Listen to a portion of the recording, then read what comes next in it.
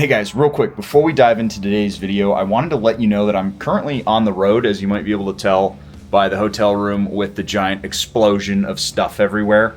I'm actually on the road with Honda right now in California, so it's been kind of difficult for me to actually sit down and edit. I'm currently working off my laptop trying to make sure everything's charged and stuff. So if there's any current disruption in content, that's what's going on. Just want to let y'all know. And with that being said, let's dive on into the video. What's going on, everybody? Welcome back to the show, and I've got a question for you. What is the quickest way to ruin your reputation online? There's a lot of answers to that, but me personally, I think it is lying about a product to your audience. There are a bunch of people out there who get concerned whenever they see that a motorcycle or a helmet or whatever was provided to me by a company or to any other YouTuber, because how can they be honest when a product was given to them which necessitates them perhaps treating that product with the kid gloves? It's a totally valid concern, and today we're gonna take a look at how I handle all this stuff so that I can always be honest with you guys whenever I make a sponsored video or whenever I am given a product to review. Let's hit the road and talk about it.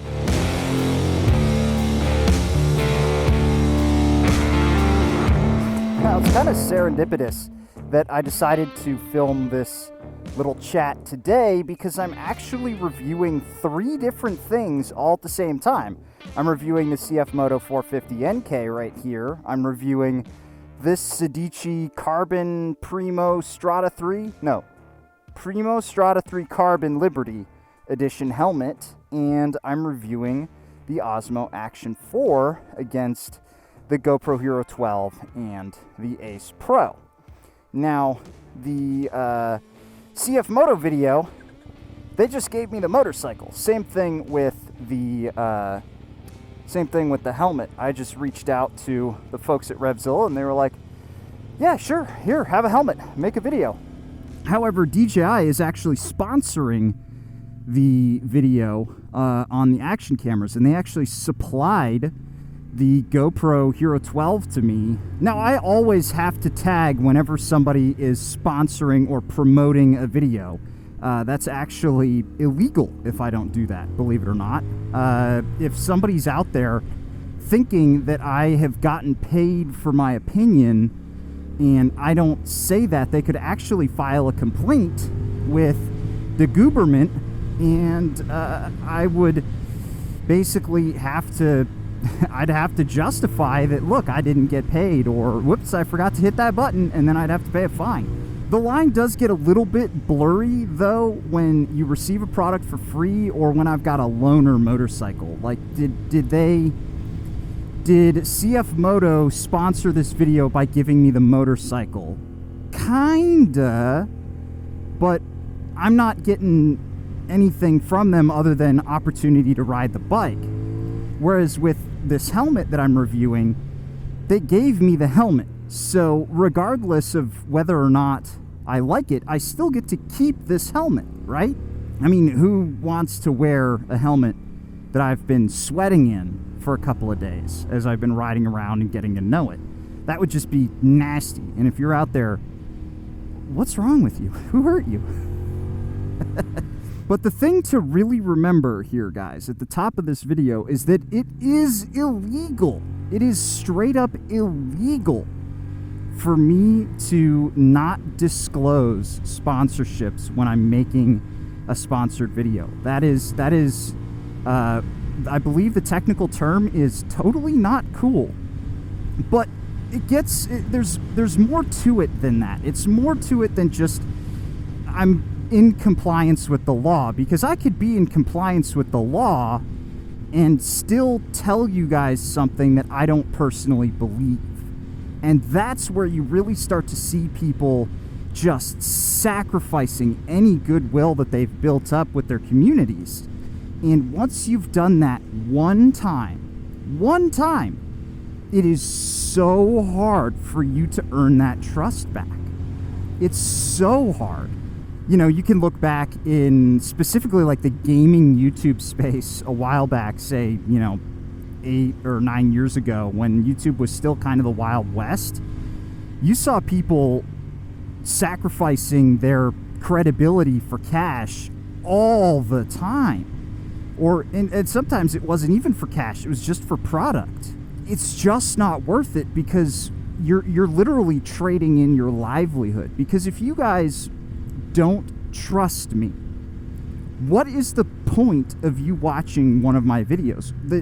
Most of the tentpole videos on my channel right now are reviews. You know, I'm working on this VMAX project, which I am behind the times on. I actually really need to get back to that project.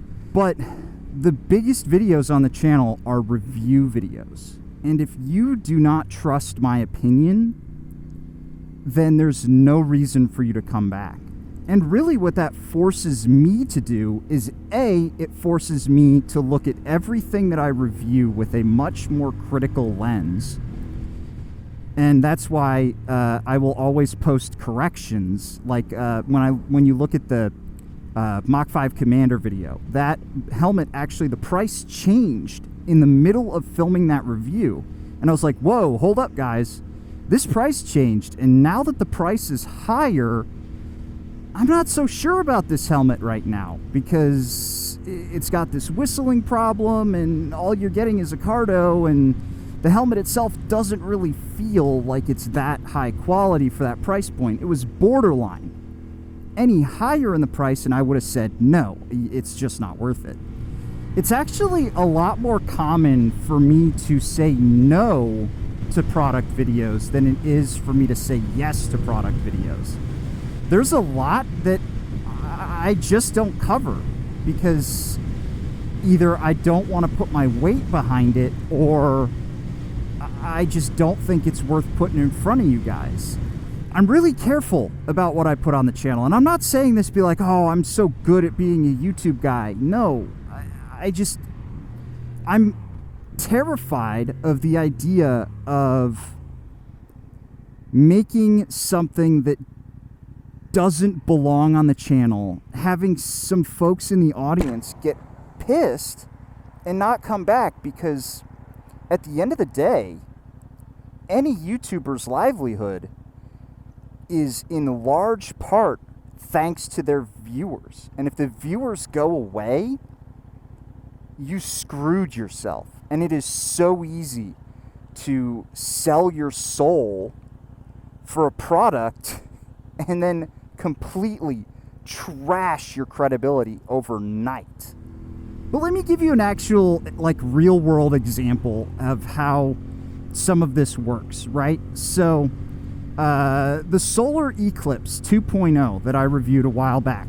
So the way that worked is the marketing guy from Solar, who's a really nice dude, he reached out and he was like, hey, Spike, you want to review one of the Solar Eclipses? And I was like, yeah, I would love to get my hands on one of these and take a look at it, because, you know, I rode the Sur-Ron X Lightbee, and I was like, that thing's freaking sweet. It's so cool. And this one was a little bit bigger, had a little bit more power, was a little bit nicer, had the carbon fiber frame. And I thought, okay, cool, sweet. I'd love to put that on the channel. And so they were like, cool, we're going to send you a motorcycle. And I was like, great. The way usually that works is you get a loaner motorcycle for a while, right? Like, I've had this NK sitting in the garage for a couple of months at this point. I've only started recently making content on it because I've just had so much in the backlog right now that needs to get done. But usually the way it works is you get sent a motorcycle for a little while and then you have to return it. Well, Solar, they were like, no, dude, you can just keep it. You can just have it. Now, when they said that they were going to give me the motorcycle, I was like, okay, all right, that's awesome. I'd love to have one in the garage, but I need to do a little bit of research about this. I need to see that you're not just sending me something that I'm going to be stuck making content about that I don't like. So I actually spent a lot of time looking into, at the time, the Eclipse 1.0. There's a channel called Juice Joyrides that I watched a lot of videos from, and Electric Cycle Rider, I believe, has a review on the Solar.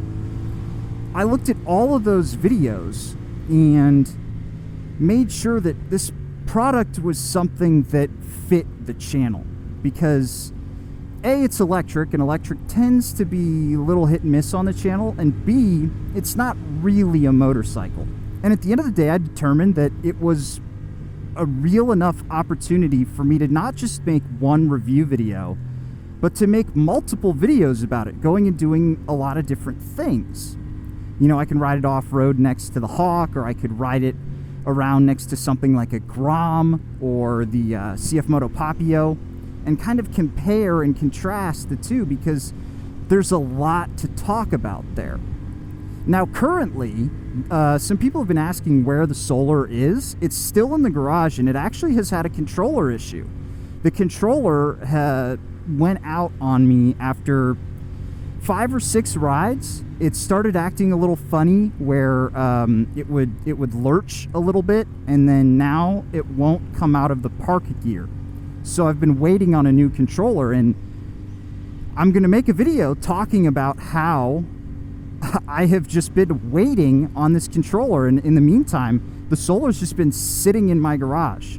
I think it has like 100 miles on it, maybe less than that, maybe 50, and the controller farted out. That is something that you guys need to know, and it's also something that is valuable to report to the manufacturer, because they need to know, hey, look, this product that you put on here, it's not good. But this is where we get into, are you critiquing freely? I need to be able to critique a product appropriately, right? So whenever I'm starting to work with a manufacturer of anything, I'm like, hey, look, if I'm going to make a video about your product, I need to be able to say the bad stuff about it, as long as the bad stuff is said fairly. And here's what I mean by fairly. Or with this helmet right here, a fair critique is that there's a little seam right here at the brow of this of the face shield. There's a little itty bitty gap where it doesn't seal all the way, and if it was raining, it would let water in. That is a totally fair critique of a product. Be like, hey, look, next time on the Strata 3.0.2 or whatever, you need to tighten up this gasket right here. Because A, it's important for you guys to know that, hey, it doesn't seal all that great right there. Or B, it's important for the manufacturer to know, hey, look, it doesn't seal all that great right there. We need to fix that seal. And with that being said, I do want to point out once again, right here at the end of the video, that I have rules when it comes to my sponsorships. First and foremost, I will never put a product on the channel that is irrelevant to motorcycling. Because this is a motorcycle-based channel, do not expect a Spike's Corner makeup tutorial. I'm not going to start selling you a NordVPN. NordVPN has actually reached out a handful of times. I'm not going to sell you NordVPN. I tried it once with Aura, because I actually do personally use Aura. I like it because I actually had my social security number leaked, and so I use it to monitor. My credit. So I personally had used it, and I still pay for it. So I decided, hey, when they reached out, I'll put them on the channel. It didn't do super great. You're not going to see another Aura ad, I don't think. Secondly, I will never put a product on the channel that I do not stand behind. I'll never tell you this product is good if I would not personally spend my money on it. And if a manufacturer hands me something that I don't like, I won't make a video about it. That's why you're never ever going to see another Versus 650 on the channel. You'll never see one on the channel again. It's not because it's a bad bike, it's just I don't like it. So I have nothing nice to say about it, so I'm not going to say anything. And to answer the inevitable question that's going to come up, yes, I would spend my money on a CF Moto. And hopefully that helps clear the air a little bit, helps bring a little bit of understanding to how sponsorships and YouTube interact. I know it can be a little bit contentious, and it's possibly not the most interesting topic, since it's dealing with the business of making content. But it's important that you guys understand how it works. And I don't have any secrets. I don't have any secrets when it comes to making videos. I want to be as open and honest with you guys as possible. So on that note, I am going to wrap it up, and I will catch you guys in the next one. See you later.